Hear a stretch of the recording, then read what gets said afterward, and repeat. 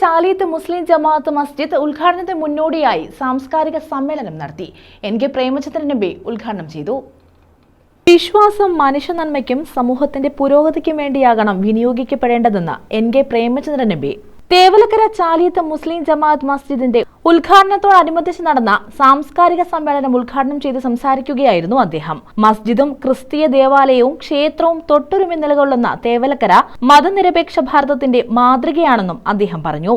തേവലക്കരയുടെ തന്നെ സാമൂഹ്യ സാംസ്കാരിക പുരോഗതിക്ക് ഐശ്വര്യം വിളിച്ചറിയിക്കുന്ന, ഐശ്വര്യം വിതറുന്ന ഒരു മഹത് സംരംഭമായി ഇത് മാറും. അങ്ങനെ മാറട്ടെ എന്ന് ആത്മാർത്ഥമായി ഞാൻ ഈ അവസരത്തിൽ ആശംസിക്കുകയാണ്. ഒരു തരത്തിലുള്ള വ്യത്യാസവും കൂടാതെ നൂറുകണക്കിന് ആൾക്കാർ സന്ദർശകരായി തേവലക്കര ചാലിയത്ത് മുസ്ലിം ജുമാ മസ്ജിദിൽ എത്തിച്ചേരുന്നു എന്ന് പറയുമ്പോൾ ഈ പ്രദേശത്ത് നിലനിൽക്കുന്ന സാമുദായിക സൗഹൃദത്തിന്റെയും മതനിരപേക്ഷ ജനാധിപത്യ ബോധത്തിന്റെയും ഉദാത്തമായ ഉദാഹരണമാണ്.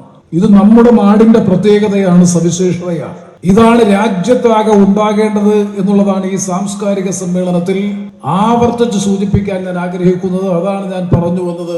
വൈവിധ്യമാണ് ഈ പ്രപഞ്ചത്തിന്റെ അല്ലെങ്കിൽ പ്രകൃതിയുടെ ഏറ്റവും വലിയ സൗന്ദര്യം. വൈവിധ്യമാണ്, വൈജാത്യമാണ്. എല്ലാം ഒന്നായിരിക്കണം. ഒരു വിശ്വാസം മാത്രം, ഒരാചാരവും ഒരനുഷ്ഠാനവും, ഒരു ഭാഷ, ഒരു മതം, ഒരു വിശ്വാസം. അത്തരത്തിലുള്ള ചിന്താഗതി ഒരിക്കലും ഒരു ജനാധിപത്യ ബോധത്തിൽ അധിഷ്ഠിതമായിട്ടുള്ളതല്ല. വൈവിധ്യത്തെ ഉൾക്കൊള്ളാൻ കഴിയാത്ത മാനസികാവസ്ഥയുള്ളവരാണ് അത്തരത്തിലുള്ള നിലപാടുകൾ സ്വീകരിക്കാൻ പലപ്പോഴും നിർബന്ധിതമായി തീരുന്നത്.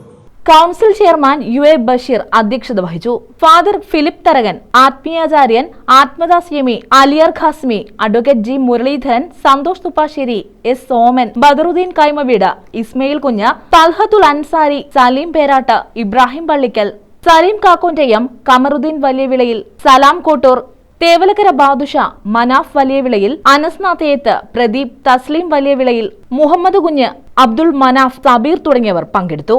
News bureau, Chavara.